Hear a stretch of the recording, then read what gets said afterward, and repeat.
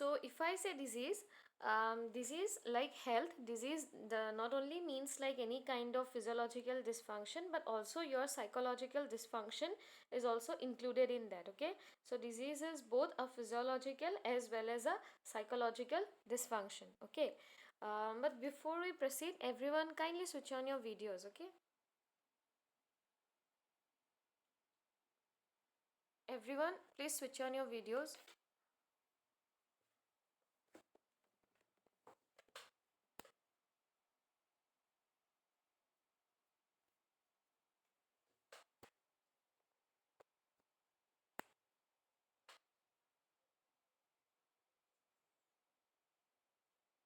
Yes, the rest please switch on your videos.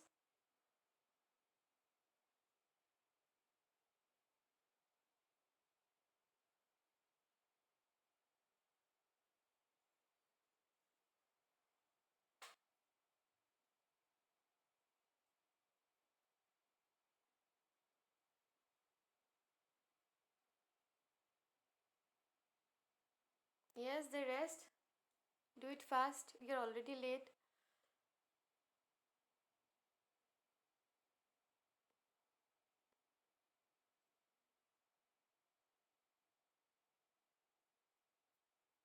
Yes, I can see only one. I can see only Dristilina switching on her video. The rest, Deepjyoti, Ivan Rihun, Kezia, Sanjana, Omem. Please switch on your videos, everyone.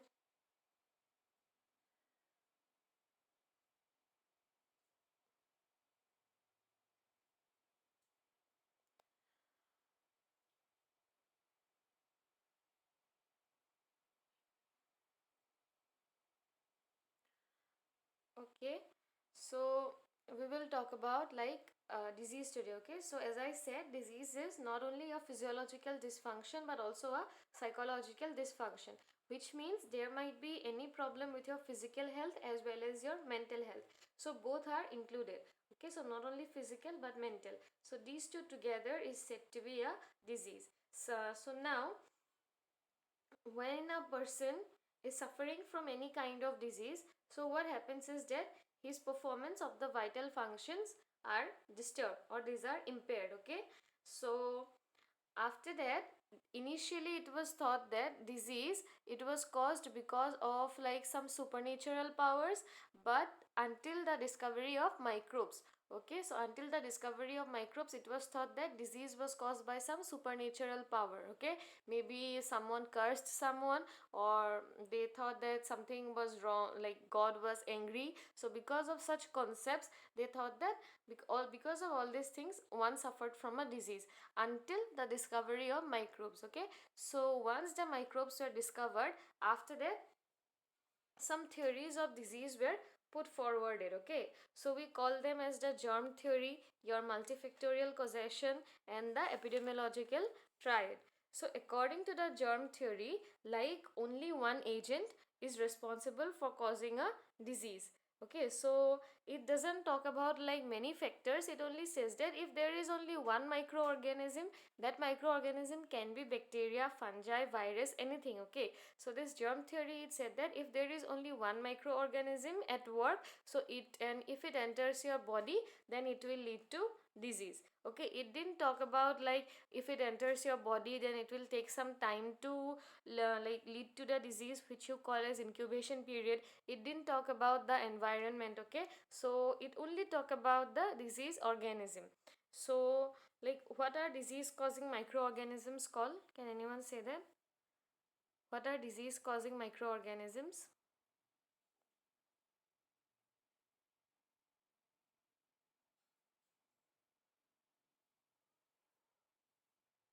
Yes, anyone? Disease causing microorganisms are called dash. What are those?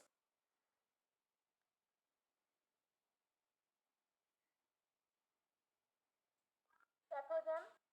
Yes, right. Okay, good. That's pathogen. Okay, and the disease which they cause are called the infectious disease. Okay, because as you all know that there are two kinds of disease, this communicable and non-communicable, whatever they are, but then when they are caused by pathogens they are called as infectious diseases. So according to this germ theory, the pathogen is responsible for causing a disease. That pathogen might be anything, maybe bacteria, virus or anything, and all these things, only one agent is responsible for causing the disease. It didn't take into consideration about the other factors. Okay, so after that another theory was put forwarded, which you call as the multifactorial causation theory. Okay, so according to this theory, it said that like only one microorganism cannot be considered responsible for causing a disease, and so what we have is a number of factors or multiple factors are responsible for causing a disease. For example, diseases such as your like coronary artery disease, okay, or maybe diseases such as diabetes. So these now if I say what is the causative factor of diabetes, so you will not be able to say the name of a pathogen, right? No pathogen causes diabetes, isn't it? So the only thing why your diabetes is caused, the reason is because there is a spike in the blood glucose level or the blood sugar level. Now why this blood sugar increases? Because there are so many reasons, maybe obesity, or maybe your lack of physical activity, maybe the diet. Okay, so all these things are responsible for causing a spike in the disease. So diseases such as your diabetes, coronary artery disease or hypertension, all these diseases, these cannot be explained through the germ theory, because what germ theory said was that only one organism or only one pathogen was responsible for causing a disease. But now when I give you the example of diabetes, now you can think that only one microorganism or one pathogen was not included in causing the diseases such as these. Okay, so the multifactorial causation, it came forward. Okay, so according to the like creators who created this your multifactorial theory or the multifactorial causation theory, they said that disease never dependent upon a single isolated cause. Okay, rather it developed from a chain of causation in which each link itself is a result of complex interaction, which means that too many factors, for example that I told you, diet or your obesity, okay, then the lack of physical activities, sedentary lifestyle, so all these causes they will interact with each other, okay, like a web. So you all know what a web is. Web is like a spider's web that we have. Okay, one string is connected to the other. So similarly here one factor is connected to the other to lead to a disease. So this is the multifactorial theory. Okay, so these two, germ theory said only one cause, multifactorial causation said that there are several causes and there needs to be interaction between them. Then next came was your epidemiological triad. So why this epidemiological triad came forth?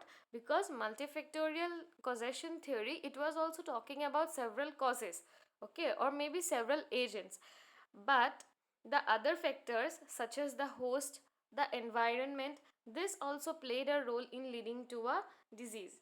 Okay, so this epidemiological triad, it came forth. So the three factors which are taken into consideration in your epidemiological triad is your environment, agent and the host.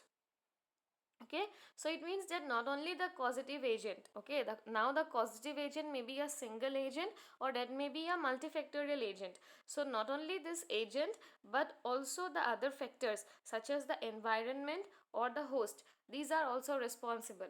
For example, if the host has got a poor immunity, so that host will be affected by the disease soon, okay, or sooner than the person who has got a strong immunity. Then the environment, this also plays a role in causing the disease, and you all know how the environment affects in the causation of a disease. Okay, for example, in areas with poor sanitation and like with poor hygienic conditions, these areas are more prone to development of diseases such as your malaria, cholera, dengue, okay, rather than the places which are more hygienic. Okay, then came your traditional triangle of epidemiology. So it is the same.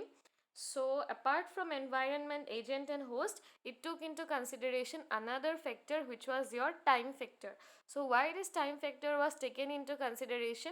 Because there is a thing called incubation period, and you all know about it. And after discussing so many communicable diseases, you all are well known about the time period or the incubation period, that not only when a pathogen affects you, you develop the disease immediately, but there is a time period, or which you call as the window period, to develop the signs and symptoms. So time also plays a major role in the development of a disease. So environment, agent, host, and time, so all these are included under your traditional triangle of epidemiology.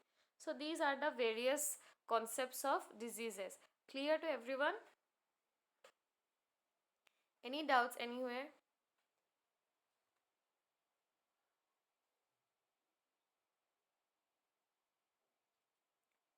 Any doubt with any theory? You want me to repeat anything?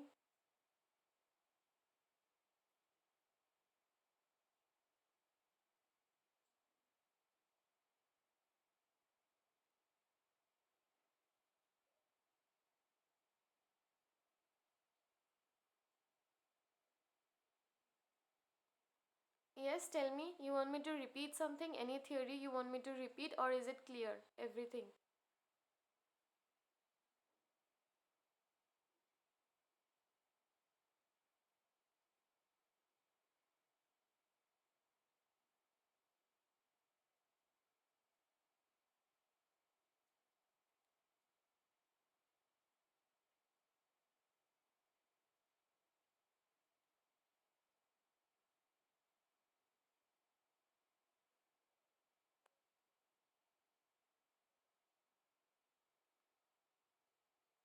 I'm repeat. Which one do you want me to repeat? All or a particular theory?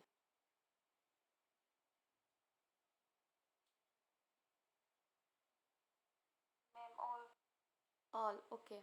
See, until the discovery of pathogens or the microorganisms, it was thought that only the supernatural powers were responsible for causing the disease. Okay, maybe by the devils or maybe by the god. Okay, so it was thought that supernatural powers were responsible for causing a disease. But after a point of time, the microorganisms or the pathogens, which we say as like the virus, fungi, bacteria, when these things were discovered, after that it was thought that these things are responsible for causing a disease. Okay, so taking into consideration these pathogens or the disease causing organisms, now several theories were put forward. Okay, the first was your germ theory. So according to the germ theory, it talks about a like one-to-one relationship between the pathogen and the human being or the organism, which means according to the germ theory, only one pathogen or only one microorganism, okay, maybe bacteria or maybe virus, is responsible for causing a disease according to the germ theory. So for example, your rubella virus. Okay, so if I talk about rubella virus, so they said that maybe the rubella virus was responsible for causing a certain disease. For example, your chickenpox, then it was your variola virus. So this variola virus was responsible for causing smallpox. Okay, so they were talking like that. Okay, or maybe the tuberculosis bacteria, that tuberculosis bacteria was responsible for causing your tuberculosis. Okay, so this germ theory, it talks about this one to one relationship, that is only one germ or only one pathogen is responsible for causing a disease. Okay, so this is the germ theory, but the germ theory, it didn't talk about the factors such as your environment or the host, or maybe in some diseases several factors might be responsible for causing a disease. Okay, so the other theories came forth. Second was your multifactorial theory. Okay, so like diseases such as your diabetes, so can you name any pathogen which leads to diabetes? No, right? There is no such virus or bacteria or fungi, anything that leads to diseases such as diabetes. Okay, or there are no such microorganism that lead to diseases such as cancer. Okay, maybe your coronary artery disease. So there are, or hypertension. So you, through the germ theory, you cannot explain the causation of such diseases, because in diseases as such, a number of factors are responsible. Now if I talk about diabetes, then obesity, okay, obesity, your sedentary lifestyle, your diet, your lack of physical activity, all these things, when there is an interaction between all these things, this number of factors or these multiple factors, they lead to a disease. Okay, and there is a web of these factors, the like the web of a spider, so one is interlinked to the other. So this is our multifactorial causation theory, where a number of factors or multiple factors are interlinked to each other to result in the causation of a disease. Next is your epidemiological triad. So when I say triad, triad means three. Okay, so it has to get three angles or a triangle. So in this triangle, your three factors are responsible, which was your environment, agent, and host. So till now what we were talking about the germ theory or the multifactorial causation theory, they were only talking about the agent. Okay, germ theory was talking about a single agent or a single cause, and your multiple factorial causation theory, that was talking about like a number of causes. Okay, but none of them talked about the environment or about the host. So your environment is also responsible for causing a disease. Now if I give you an example, that is the less hygienic environment or the environment where there is poor sanitation, so these environment are more prone to get diseases such as your cholera, malaria, dengue, right? So environment also plays a role. Okay, apart from it is the host. So the people who have poor immunity, these people will like that is just an example. Okay, so people who have poor immunity, they are more prone to get the disease rather than the people who have a strong immunity. So the host also plays an important role. Then again, the when I talked about the several communicable diseases, you all know that I talked about the age group. Like for example, poliomyelitis, it is more prone to be caused in case of your children, right? So the host. Okay, so when I say about the host factor, it means about the immunity of the host or the human being. It also depends upon the age of the person. Okay, like for example, children are more prone to get the disease. Then again, the like gender of the person, male or female. So sometimes, as we have discussed about all the communicable diseases, you all know that some diseases are more prone to occur in case of male, some diseases are more prone to occur in case of female, right? So the host factor, so under this host factor we have your gender, the age, the immunity status, and etc etc. So not only the agent but also the environment and the host plays a role in causing a disease. So this is the theory of epidemiological triad, which talks about the agent, the environment, and the host. Then came forward a traditional triangle of epidemiology. So according to this traditional triangle of epidemiology, time factor was also included in it. Okay, so not only the environment, agent, and the host, but also time plays an important role in the development of a disease, because you all know about the incubation period. For example, I told you about the HIV AIDS disease. So a person who is affected by HIV may not be, may be HIV positive, but he may not have the disease called as AIDS, right? So why? Because the incubation period is still going on in that person. The signs and symptoms are not seen till that time. So just because there is a complex interaction between your agent, environment, and host doesn't mean that the person will develop the disease. There has to be a time period, okay, or which you call as the window period, till the time you show the signs and symptoms. So time was also taken into consideration under your traditional triangle of epidemiology. So these are the main theories or the main concepts of disease. Okay, germ theory said that there is only one causative factor. Multifactorial theory said that there are several causative factors. Epidemiological triad said that not only the agent or the factor, but also the environment and host are responsible for causing a disease. And then the traditional triangle of epidemiology said that the time factor also leads to the causation of a disease. Clear everyone about these theories?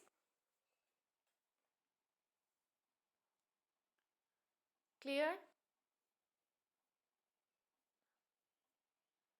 Okay. Any doubts? Anyone? Anyone else? Any doubts?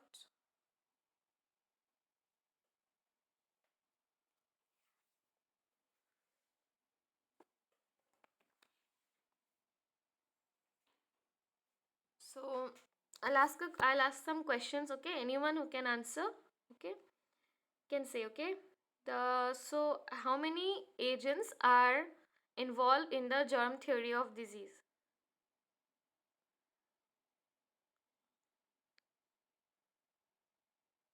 How many agents, or according to the germ theory, how many agents are responsible for causing a disease?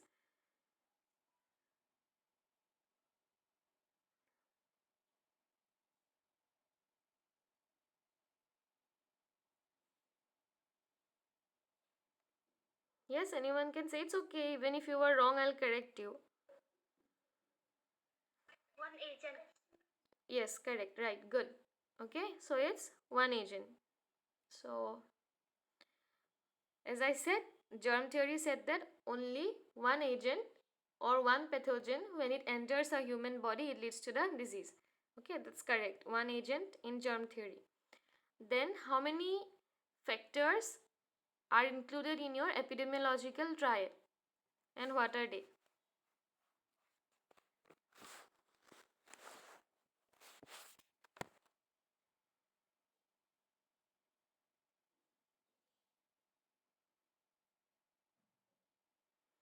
How many factors are included in a epidemiological triad, and what are they?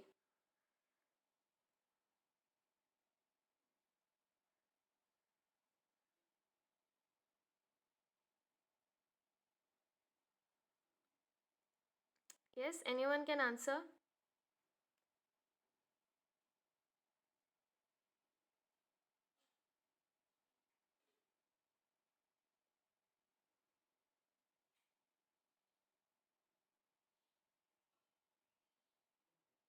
Ma'am, tree, agent, host, and environment. Yes, correct. Good. So it has three factors: agent, host, and environment. Okay. So, what was the new factor that was included in your traditional triangle of epidemiology? Apart from age, yes, correct. That's time. So, why was time included?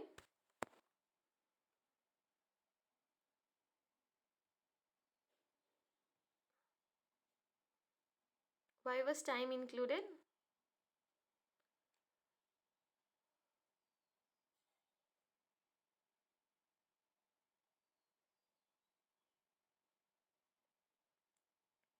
Okay, time was included because of the incubation period. Okay, because we also need to take into account about the incubation period. So even if there is a proper interaction between your environment, agent, and host, you might not develop the disease. Why? Maybe because you have not reached the incubation period, you are still in the window period, so that when you have not developed the signs and symptoms, so that is known as your incubation period, or because of that your time was included in the traditional triangle of epidemiology. Okay, clear? Why was time included?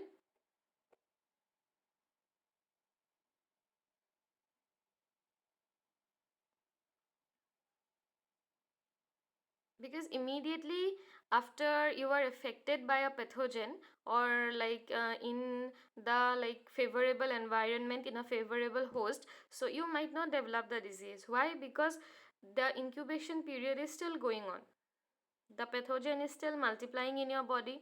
Okay, it is still taking time to develop, so that is your incubation period. Okay, because of that it was included. Clear, everyone?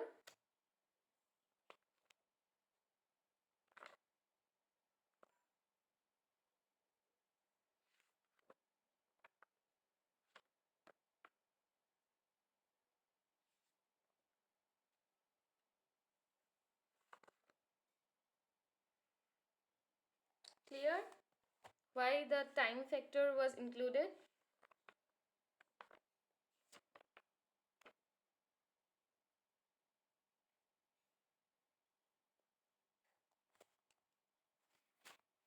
Okay, here I would like to talk about like two important terms. Okay, one is your pathogenicity, another one is your infectivity. Okay, so what is pathogenicity? It is the ability of a pathogen to cause a disease.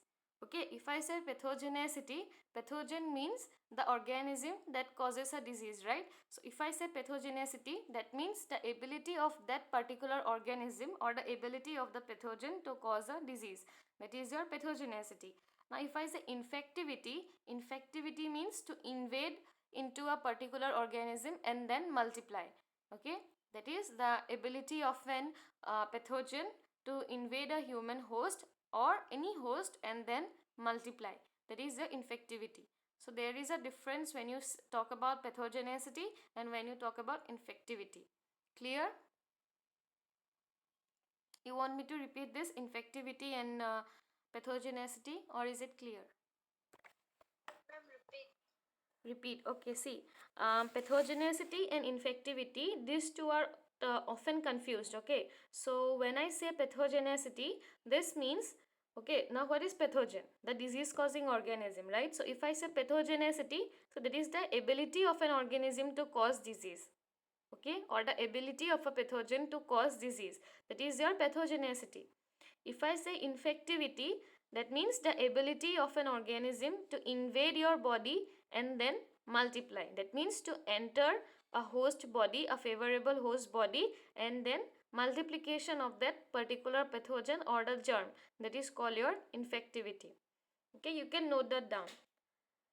Pathogenicity, Patho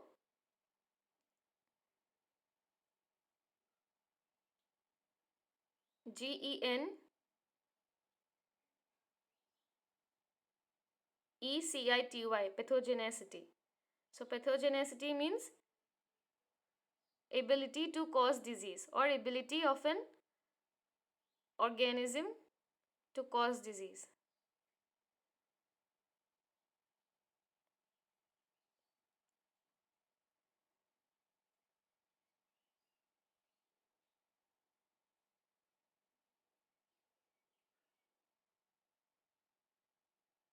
Next is your infectivity. INFECTIVITY, infectivity. Infectivity means ability of an organism to invade or enter a host and multiply and then multiply.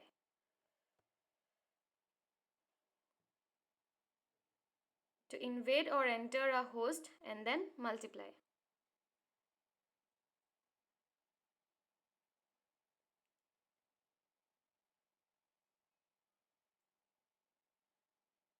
Pathogenicity is the ability to cause a disease. Infectivity is the ability to invade and multiply. Clear, everyone? There is a difference, okay?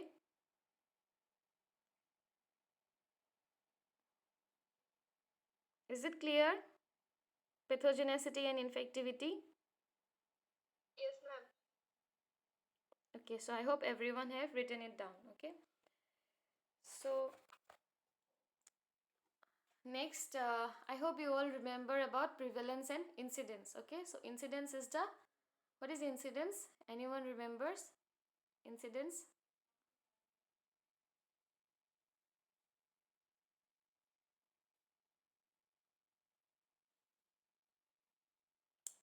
Okay, incidence means the number of new cases, okay? The number of new cases of a disease.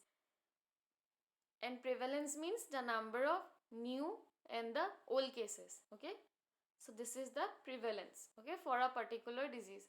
So if I say about the COVID-19 disease, so like if I talk about incidence of today, it will take into account the number of new cases that has occurred today. That is the incidence.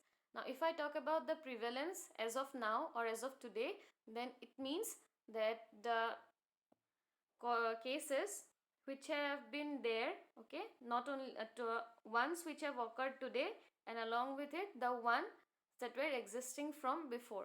So these two combined together, this is the prevalence, okay? I have said about this before, about the incidence and prevalence. Incidence means the number of new cases and prevalence means the number of new and old cases together, okay?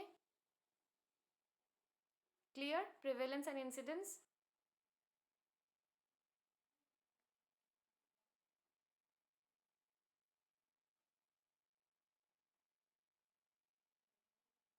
Clear?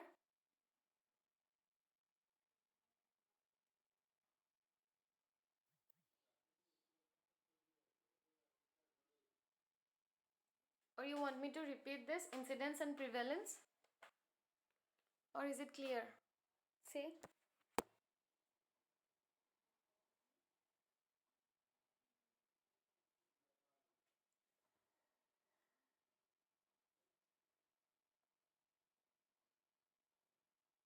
Yes, is it clear, incidence and prevalence?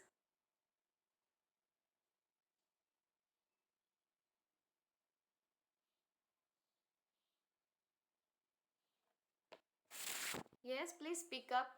Is it clear or you want me to repeat it about incidence and prevalence? Okay, I hope it is clear to all.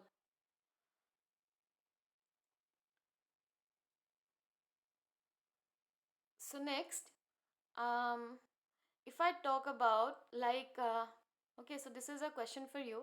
If I talk about how does a disease end? Okay, so there are some options. So, or a disease terminate. Okay, how does a disease terminate or how a disease ends? So, I discussed this in class. I don't know if you all remember.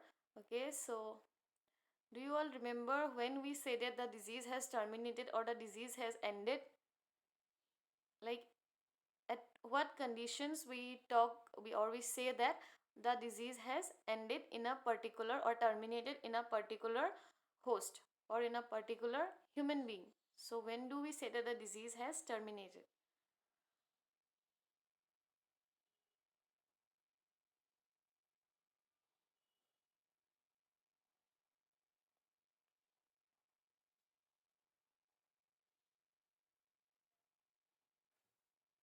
Anyone remembers that?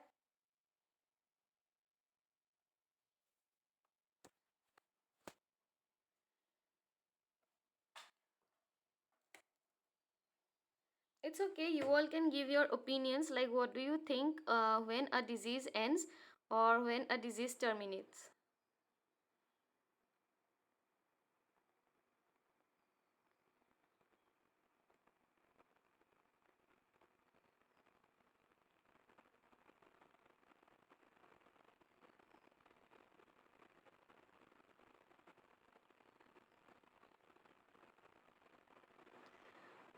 Okay, see, I'll explain it again. Disease, it can end, okay, pay attention to this, okay. Disease, it can end in like three ways, okay, three ways. So the first is, you can say a disease has terminated when a person has recovered, okay, a person or any being has recovered, so you call it as the termination of a disease. Okay, the second, when you say that the disease has terminated, is when the maybe the person has died. Okay, so after death also you can say that the disease has terminated in the person. Or maybe it can terminate in another way, that is like it has left some like residual disabilities or deformities in the person. For example, your post polio syndrome. Okay, you all remember that in post polio syndrome what happens is that the disease has already ended or the disease has terminated, but it has left some residual deformities in the person or some residual disabilities in the person. So this is how a disease can end. Okay, so when a person recovers, even then you say that the disease has ended. When a person has died, even then you say that the disease has terminated. Or sometimes the disease might have terminated or have left some residual disabilities. So all these three, this can be said as the termination of a disease. Clear, everyone? You want me to repeat this or is it clear?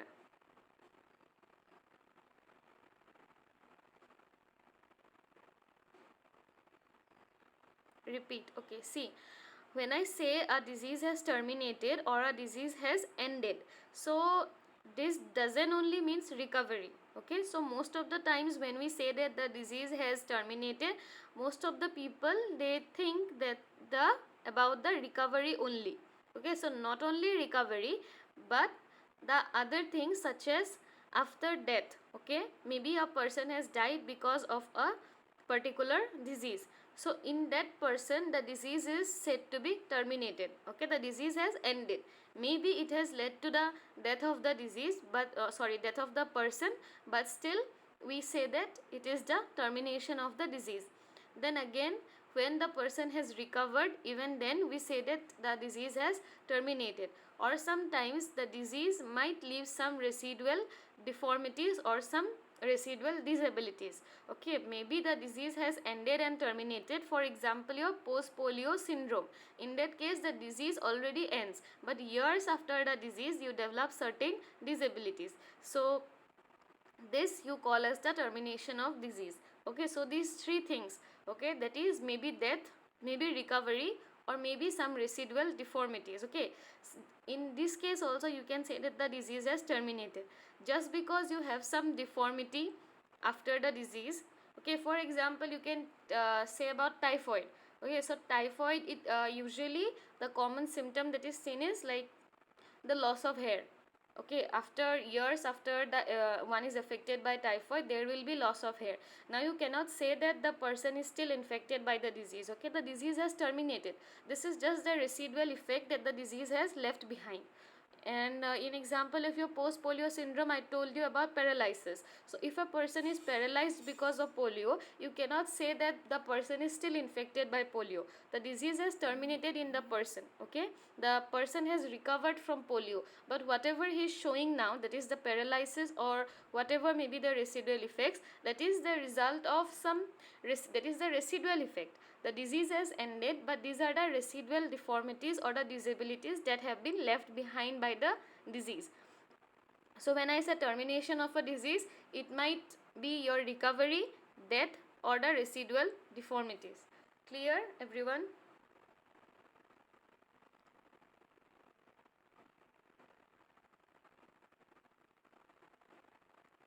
Okay, so I hope it is clear to all. So in disease and health, okay, we have like revised most of the topics about disease and health. So let's move into the communicable diseases. So first up is there smallpox and chickenpox. So anyone wants to voluntarily present that smallpox and chickenpox, or you want me to choose someone?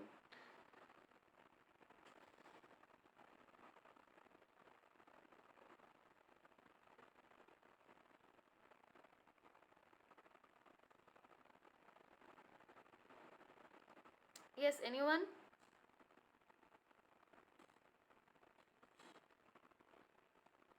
Okay, even if this meeting ends, you tell me in the group. Okay, if anyone wants to do it voluntarily. Otherwise, I'll pick up some people who will present tomorrow. Okay, and it's okay. Okay, only if you read the topic, that will be clear for you. Okay, even if you are wrong, it's okay. Be confident. Okay, so we'll end up the class now. CR, you send me the attendance. You tell me in the group if anyone's want to do it voluntarily about chickenpox and smallpox, or you can text me. Okay, if not, I'll pick up people. Okay, let me know by 12.